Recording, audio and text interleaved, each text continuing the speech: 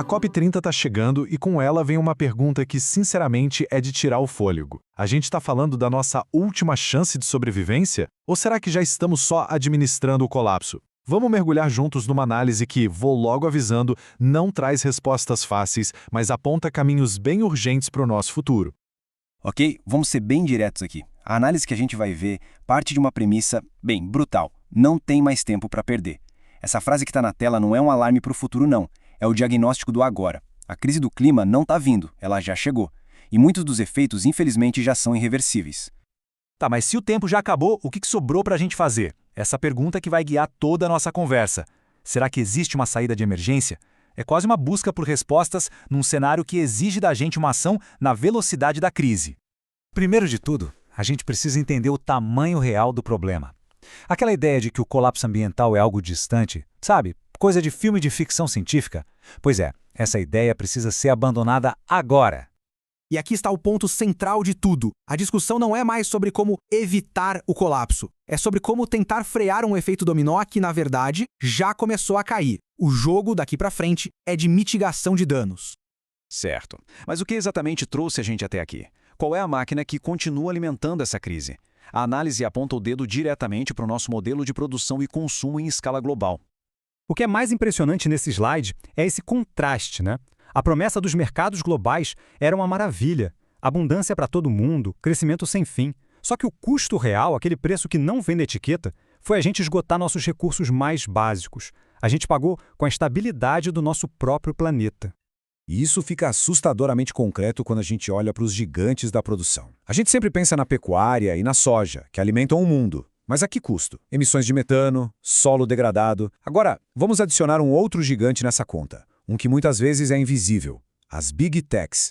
Seus data centers, que são o cérebro da nossa vida digital, consomem quantidades absurdas de água e energia só para não superaquecer. É a mesma lógica de extração, sabe? Seja tirando da terra ou da nuvem, o resultado é o mesmo. Esgotar recursos que não tem como repor.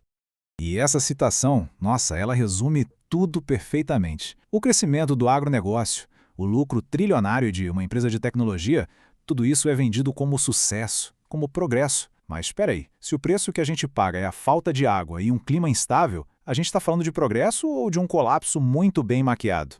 E a análise vai ainda mais fundo. Ela argumenta que o sistema econômico de hoje criou novas formas de prisão. A lógica do lucro, acima de tudo, não pressiona só a natureza, não. Ela cria um ciclo vicioso de trabalho precário, dívidas que não acabam mais e um consumismo quase que forçado, que serve para manter essa máquina girando. A pressão para produzir e consumir cada vez mais rápido é a mesma força que devasta o planeta.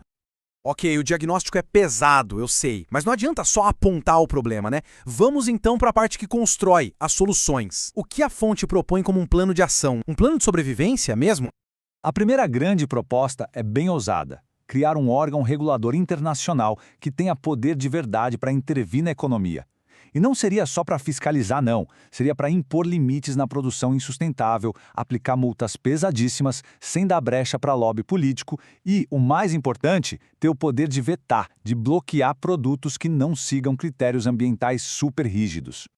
E essa regulação nos leva direto a uma mudança radical na forma como as coisas são feitas, especialmente no setor que mais gera lixo eletrônico, o das Big Techs. A proposta é decretar o fim daquela obsolescência programada, sabe? Aquela história do seu celular parar de funcionar logo depois que a garantia acaba. A ideia é acabar com a cultura do joga fora e compra outro. As empresas seriam obrigadas, por lei, a garantir o direito ao conserto, a fornecer peças, manuais e, principalmente, a construir coisas que durem. E o lixo no final? A responsabilidade seria de quem produziu. É uma regulação que vai direto no coração do modelo de negócio que deixou o Vale do Silício bilionário às custas do nosso planeta.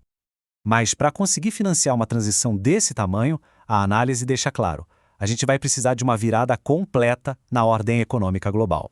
E é aqui que entra uma proposta geopolítica que a fonte destaca como central: a iniciativa do Brasil, sob a liderança de Lula, dentro dos BRICS. A ideia de criar um sistema financeiro que não dependa do dólar não é só sobre economia, sobre soberania para o sul global. O objetivo é usar essa nova integração financeira para um propósito muito claro: canalizar rios de dinheiro para a transição energética, para criar empregos verdes e para garantir que a mudança seja justa para os trabalhadores. E é assim que a gente chega no ponto central de toda essa análise. Depois de entender o problema, as causas e as possíveis soluções, tudo se resume a uma escolha. Uma escolha fundamental sobre quais são as nossas prioridades como civilização.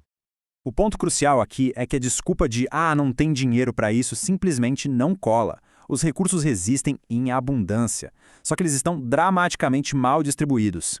Enquanto o planeta pede socorro, trilhões são gastos em guerras ou se acumulam como lucro para pouquíssimas corporações, muitas delas de tecnologia, ao mesmo tempo em que a fome aumenta.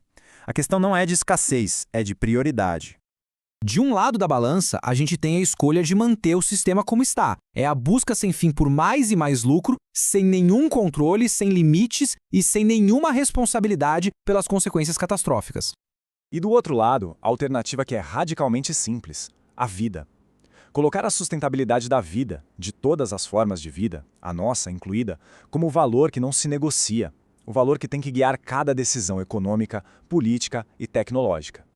E a análise termina com essa pergunta, que fica ecoando, né? Entre um sistema que devora o próprio futuro em nome do lucro e a chance de garantir a sobrevivência, a resposta parece óbvia. A verdadeira questão, aquela que a COP30 vai ter que encarar de frente, é se a gente vai ter a coragem e a vontade política para fazer essa escolha.